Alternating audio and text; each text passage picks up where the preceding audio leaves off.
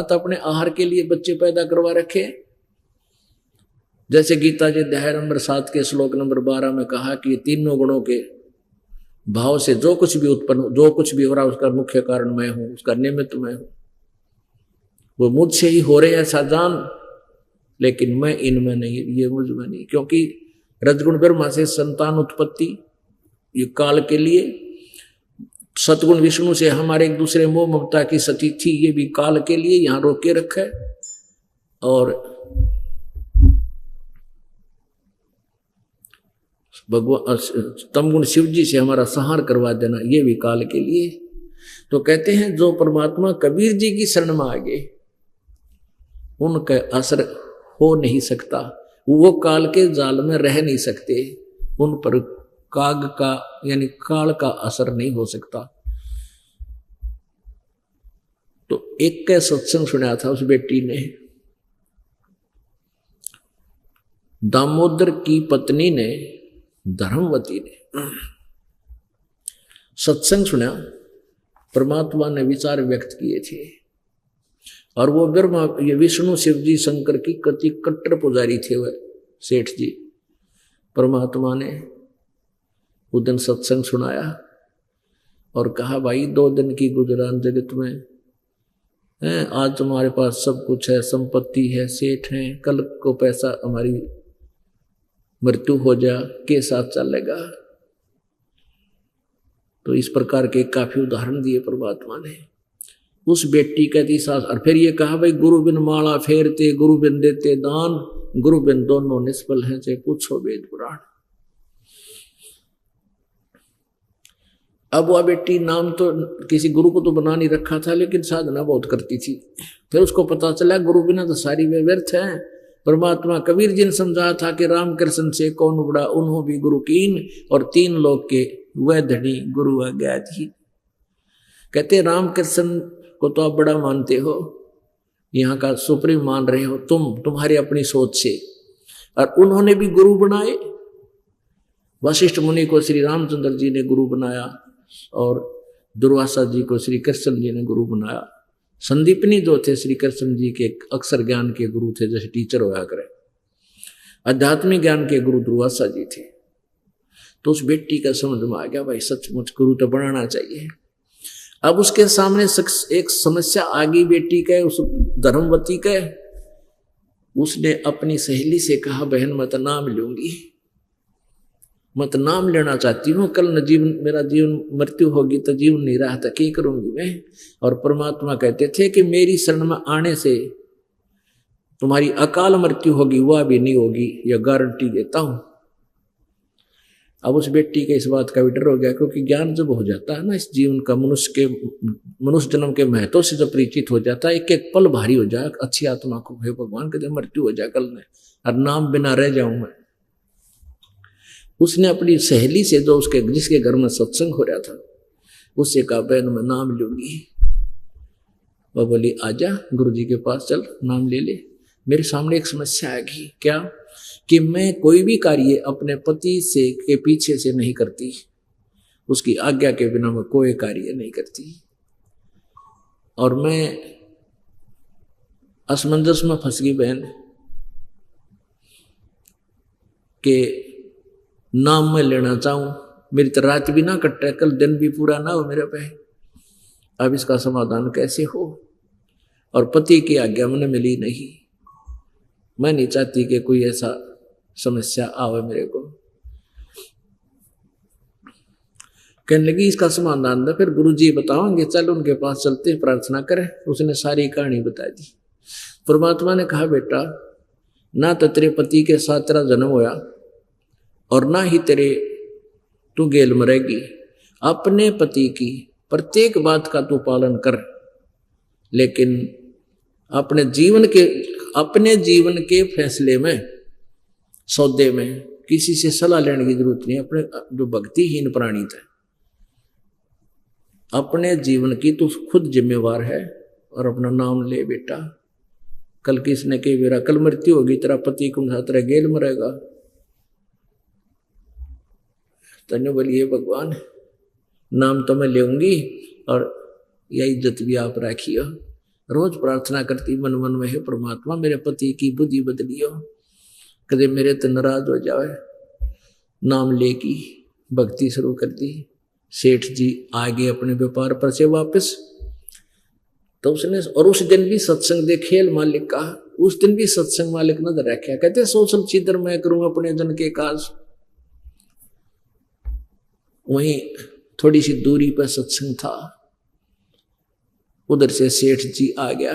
अब सेठ जी का को खाना खिलाया, नहवाया, स्नान के लिए पानी दिया, काफी समय लग गया। उसके साथ की सहेली आई, उनसे उसने कह दिया कि बहन बाहर आकर बता दे, तुम बोलियो ना सेठ जी आ रहे हैं, मेरा दाव लगेगा तो मैं आऊंगी, तुम जाओ। वो सारी निकाल दी। अब वो खाना खाने लगा जब सेठ जी, तब उसकी पत्नी धर्मवती कहने लगी, अगर जी मेरे ते गलती होगी, आज माफ कर दोगे। अब सेठ जी बड़ा धार्मिक विचारों का आदमी था, कहने लगा मेरी पत्नी ऐसी गलती कर ही नहीं सकती जो अक्षमा योग्य ना हो।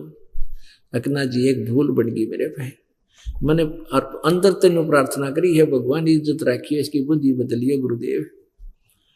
कहने लगी जी सच्ची बता दूं। कहा सच्ची बता कि या पड़ोस में ना उनका सत्संग हुआ था, उनके गुरुजी आ रहे थे, बड़ी कमल बढ़िया बढ़िया बात बताई, और गुरुजी ने कहे थे गुरु बिना मोक्ष ना हुए, और के मेरा जीवन काल किसका है कि ना है, और मैंने आपके आज्ञा बिना ये गलती कर दी, गुरुजी का नाम ले लिया, अपना रास्ते नहीं हो गए।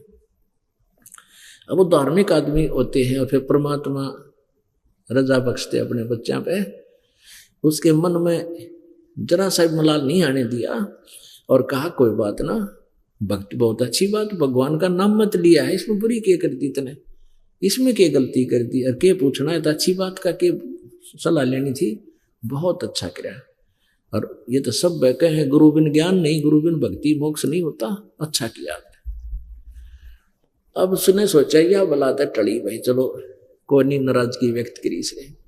फिर सोचा कि ये एक ऐसा व्यक्ति है, एक बार ये सत्संग में चल पड़ेगा मेरे साथ और वहां के माहौल ने देख लेगा, तो फिर इसने कोई कुछ भी कहता रही हो, ये मानने कोई ना किसी की। और ये संसार ऐसा निकम्मा है, कोई ना कोई निकम्मा आदमी इसने कह देगा तेरी पत्नी रात ने भी जा है और वहां ऐसे गुंडे है, फलाना है, या तो बिगड़गी। तो उसने सोचा इसका ये समस्या हल हो जाए, मेरी गेल एक बार चल पड़े उस सत्संग में, नाम तो लो चाहे ना लो, पर वहां का माहौल देखा हो एक बार।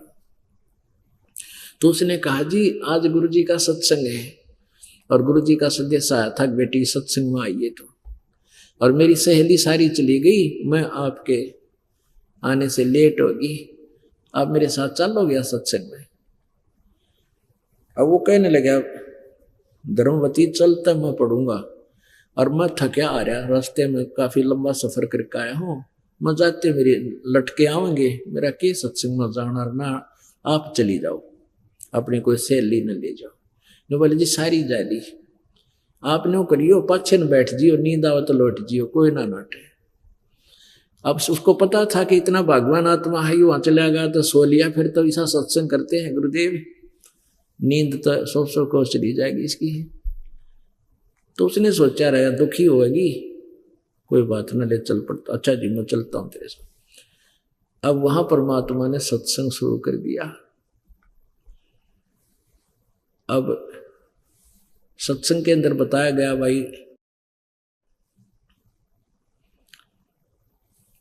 परमात्मा ने कहा ये सौदा फिरना ही संतो, यो सौदा फिरना ही, ये लोहे के साताव जात है काया देश राही।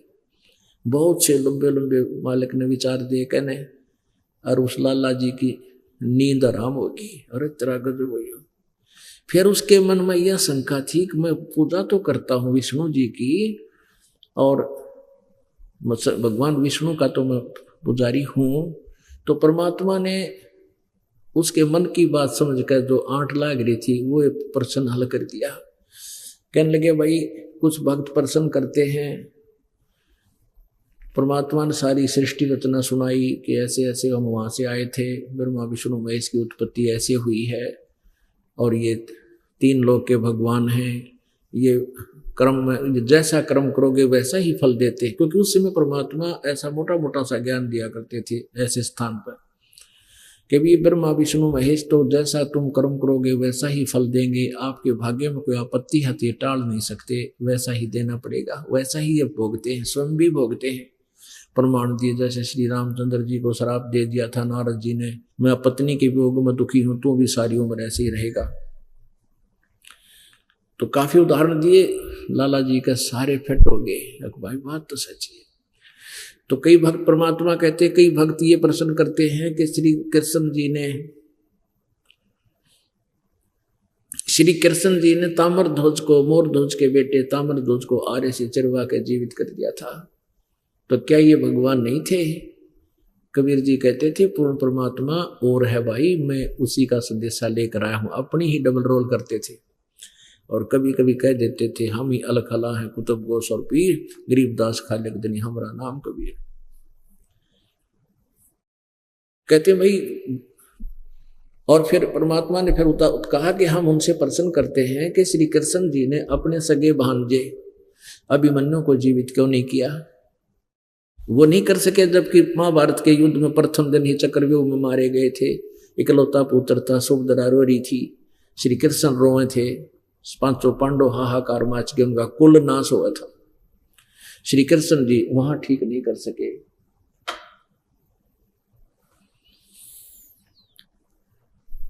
उसको जीवित नहीं कर सके।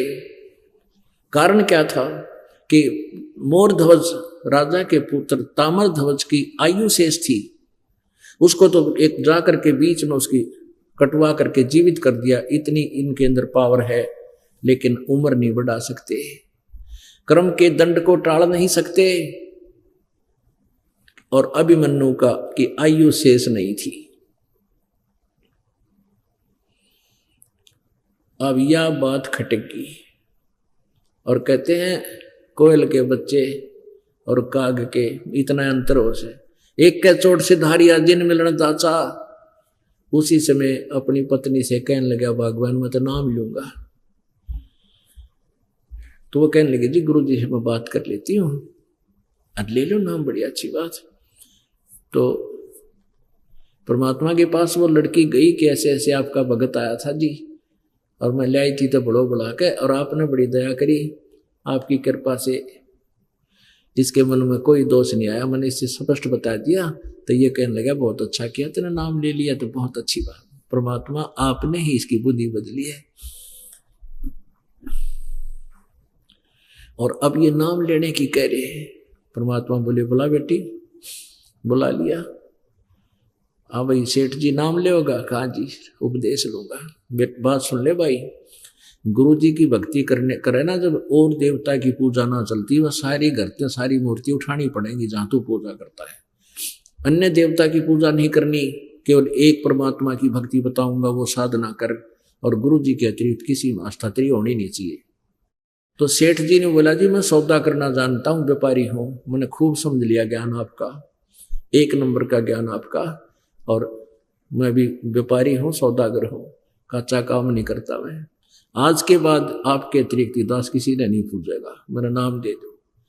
परमात्मा ने कहा था नहीं होता, तुम लाला जी हो, बिना ठेके चारों तरफ हाथ मारा करो, कदे फिर गड़बड़ कर दे काम ने। अक नहीं, बिल्कुल नहीं होगी, आपका दास आपका प्रत्येक आज्ञा का पालन करेगा।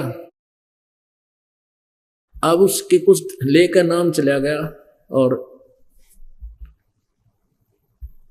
समुद्र के अंदर जहाज लेकर चल पड़ा। वहां उसने एक कक्ष बना रखा था जहां पूजा करता था, सभी देवताओं की मूर्तियां तो भर रखा था। वो कमरा ठाडा, फुल चारों तरफ चमका रखी थी, ब्रह्मा विष्णु जी की, शिव जी की, रामचंद्र जी की, देवी की, भैरव भूत सब खिला रहा था।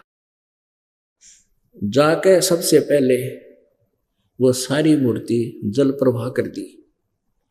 एक कबीर जी का हाथ से बना हुआ चित्र वहां मिलता था, बना देते थे पहले, बहुत अच्छे चित्रकार होते थे, वो मिलता था, वो ले गया। सारा कमरा खाली करके एक मालिक का ला कर चित्र, और जो मंत्र दाता ने दिए थे शुरू कर दिए, भक्ति करे, आरती करे उनकी वाणी की, जैसे बता रखी थी। अब दूसरे दो सेठ थे, वो कहने लगे रहा क्या हो गया, तू मेंटल हो गया क्या सेठ जी, इतने सारे ब्रह्मा जी विष्णु जी शिव जी सारे की मूर्ति तारे के हटा दी, और एक ये कौन है। वो भी जानते थे कि ये कबीर जुल्हा, अरे ये दान की पूजा करने लग गया तुम, भगवान छोड़ दिया, हनुमान छोड़ दिया है, श्री कृष्ण छोड़ा तेने, तेरी बुद्धि भ्रष्ट होगी, तेरा नाश होगा। तो वो कहने लगे भाई अब मेरे बीच में मत आओ, तुम आप अपनी भक्ति करो, मैं अपनी करूं, तुम मैं अपने जीवन का मैं खुद जिम्मेवार हूं, तुमने भाई इसमें सलाह देने की जरूरत को नहीं। अब उसकी हंसी करने लगे, आ गया कबीर, आजा कबीर। वो बोला, वो अपना क्या बोला, उन्हें 10-15 नालायक, वो चलता रहा। वापस आ रहे थे सौदा भरकर, बिजनेस करके कोई सामान ले रहे थे, उनके बच्चे भी साथ थे, क्योंकि 2-2, 3-3 महीने लग जाते थे कई बार दूसरे लंबे टापू पर जाने के लिए। तो आते समय उनका सामान साथ में, 2-4 के बच्चे भी साथ में। क्या हुआ, समुद्री तूफान आ गया, समुद्री तूफान आ गया काफी दूरी से, और देखा तो भाई समुद्री तूफान कैसा होता, जैसे आंधी उठकर चल पड़ा ना, धूल, इस प्रकार पानी उठकर चल पड़ता 30-40 फुट ऊंचे तक ऐसे, और नो पूरी स्पीड आता है। अब उनको जहाज चालक को पता होता है कि बात बिगड़ने वाली होगी, उसने अलर्ट कर दिए कि वो समुद्री तूफान आ गया है, और इतना तेज तूफान है शायद ही हम बच पाएंगे। एकदम सबकी हाहाकार मच गई, अब अपने देवता ने याद करें, लेकिन वो काफी दूर से वो आता हुआ तूफान बढ़ता ही नजर आए। और परमात्मा, वो कबीर जी का शिष्य जो थे दामोदर जी, आराम से बैठे। अब परमात्मा जो करेगा वो गलत कर ही नहीं सकता, परमात्मा गलत कर ही नहीं सकते। तो वो दूसरे सेठ कहने लगे रहे, लाला जी, सेठ जी, राम दामोदर, तूफान आ गया और सारे मरेंगे, सारे रों बुरी तरह। भाई तेरा की हो रहा, तू कभी डरता नहीं है। नो बोला भाई डरूंगा जब भी मरूंगा, ना डरेंगे तो अभी तारा तो है ही नहीं, भगवान ने इतनी लिख रखी होगी अपनी, और क्या। कहने लगे रहे तो भी अर्ज कर ले अपने गुरु जी ते। अब वो कहने लगा सेठ जी कि भाई तेरे हनुमान जी गदा ले रे, श्री कृष्ण जी सुदर्शन, श्री राम जी तीर, और भाई और भी तुम बड़े बड़े देवता मानते हो, और मेरा तो एक गरीब सा दुल्हा है, मेरा तो गुरु जी भगवान सब कुछ यही है। फिर ये क्या कर पाओगे जब तुम्हारे ये नहीं कर पा रहे। तो आज आ ही रही होगी अपनी मृत्यु। तो सेठ वो दूसरे थे, वो कहने लगे लाला जी अब मजाक ना करें, कति नाश हो गया और मर गए, तुमको अर्ज कर ले। नो बोला तुम बैठ जाओ, थारी अर्ज फेल होली, कति होली मारी थे, तो बैठ जाओ सारे। अब बैठा क्यों करे, नो के बैठा जा से। तो खड़े हुए दामोदर जी और अपने गुरुदेव से कहा, हे परमेश्वर, हे गुरुदेव, आशा तो है नहीं बचने की, लेकिन परमात्मा मन ने इनका आपकी घड़ी महिमा सुना रखी है कि पर मेरे गुरु जी ने उसका इतना लाभ दे दिया, उसका इतना लाभ दे दिया, उसको ऐसे मौत बचा दी। और आज मुझ नीच के कारण, हो सकता है मेरे पर इतनी भक्ति ना बनी हो दाता आपकी, जो आज हमारी मृत्यु टल सके। मुझ नीच के कारण दाता आपकी महिमा कम होगी। आज इस नीच ने आज बचा लो सारे जहाज ने, और बाहर जाते ही बेसिक मृत्यु दे दियो दाता, कोई ऐतराज नहीं। न्यू कह के और अचेत हो गया।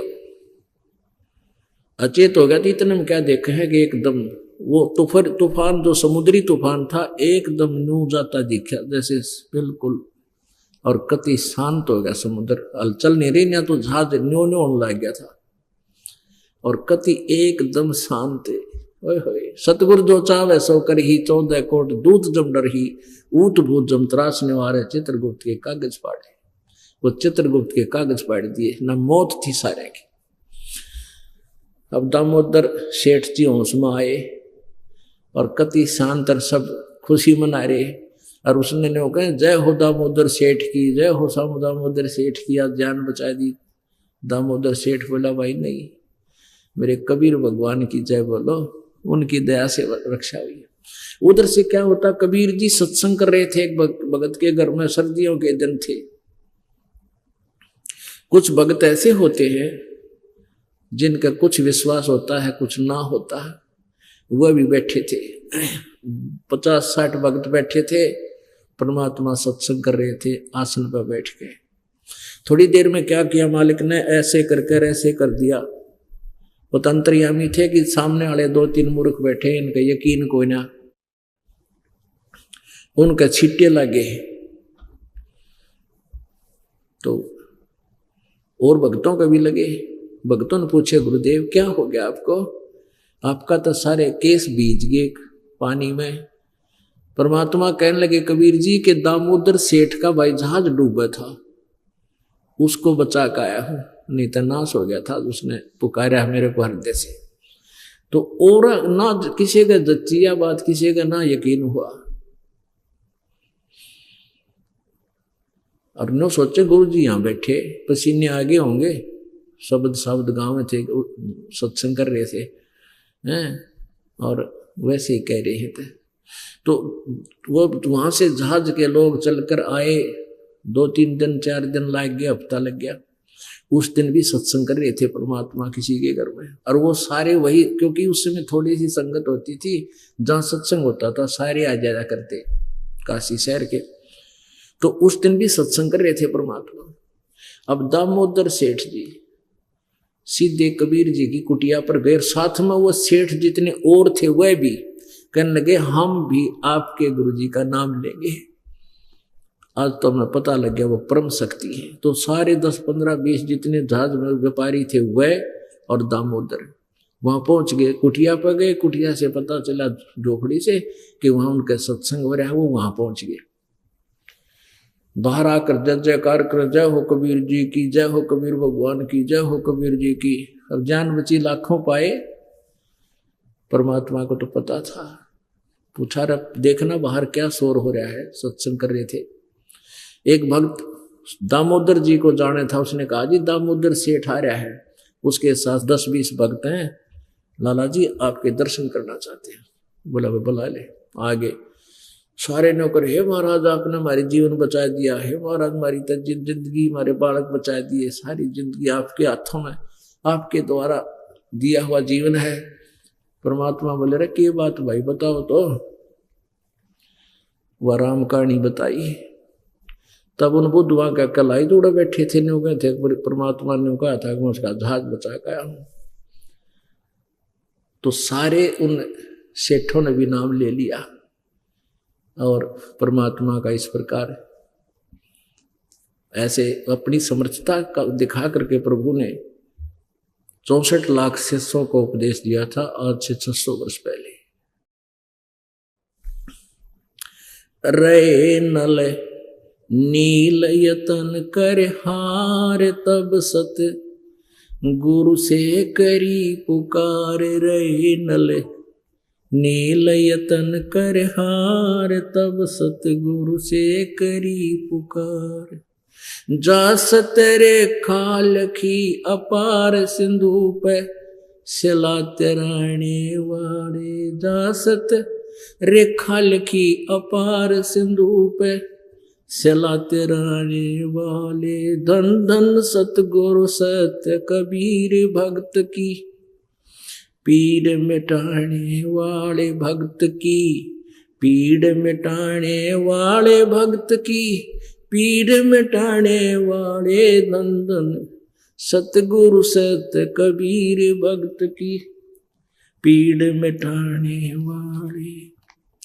दामोदर सेठ के होते अकाज, अर्ज करी डूबता देख जहाज। दामोदर सेठ के ओवत अकाज, अर्ज करी डूबता देख जहाज।